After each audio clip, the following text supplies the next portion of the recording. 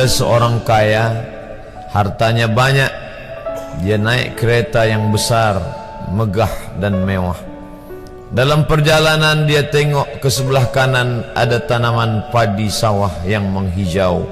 Di tengah sawah, suami sudah menunggu makanan siang tiba. Apa kata orang kaya dalam kereta? Oh, bahagianya petani.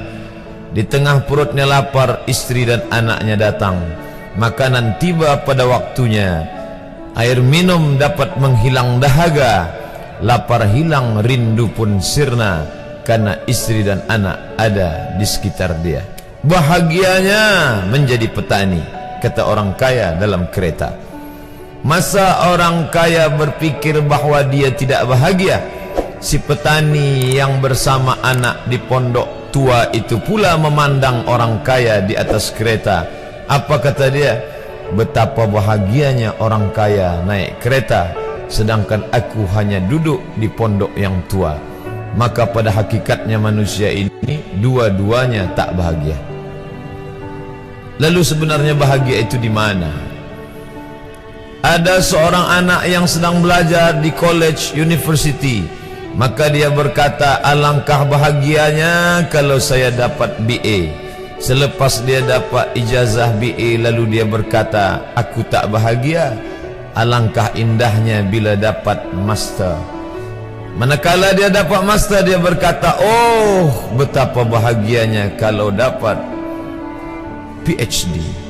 Selepas PhD dia berkata, susahnya PhD, belum juga dapat kerja. Selepas dapat kerja dia berkata, alangkah bahagianya kalau menikah. Selepas menikah dia berkata, aku tak bahagia sebab orang selalu tanya, dah punya anak apa belum?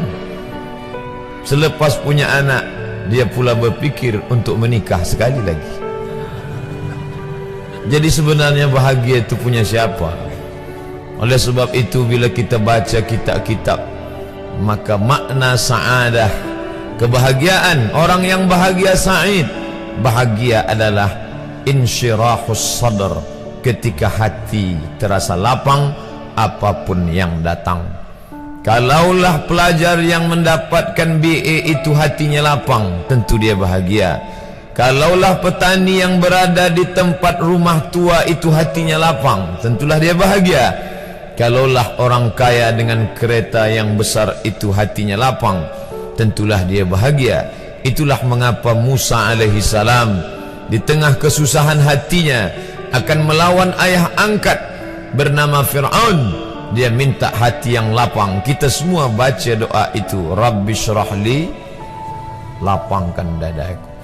Itulah mengapa kakinya pecah berdarah, giginya patah, pelipisnya pecah meneteskan darah, tapi dia tersenyum bahagia kerana hatinya lapang. Allah sudah lapangkan hatinya. Apa kata Allah untuk dia? Alam nashrah laka sadrak. Itu beza Muhammad dengan Musa. Musa meminta, Rabbi shrah li sadri wa yassir li amri wahlul 'uqdatam min lisani yafqahu qawli. Sedang Muhammad tidak meminta, belum meminta, Allah dah bagi pada dia. Apa kata Allah? Alam nashrah laka sadrak wa wada'na anka wizrak alladhi anqadha dhahrak wa rafa'na laka dhikrak. Bila kau dalam keadaan susah, dua kali Allah ulang, fa inna ma'al usri yusra, inna ma'al usri yusra.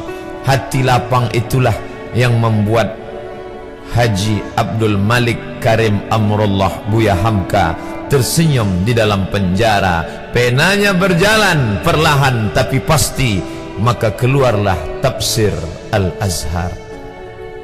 Hati yang lapang itu juga membuat Said Qutb tersenyum menghadapi tiang gantungan, walaupun dipenjara oleh Gamal Abdul Nasir, tapi sebelum kematiannya sempat pula menulis tafsir Fi Zilalil Quran, di bawah naungan bayang-bayang Al-Quran. Apa kata Said Qutb dalam muqaddimahnya? Al-hayatu fi zilalil Quran ni'mah. Hidup di bawah naungan bayang-bayang Al-Quran itu nikmat. La ya'rifuha illa man zaqaha. Tidak ada yang boleh mengetahuinya kecuali orang yang pernah merasakannya. Maka bahagia adalah ketika hati terasa lapang.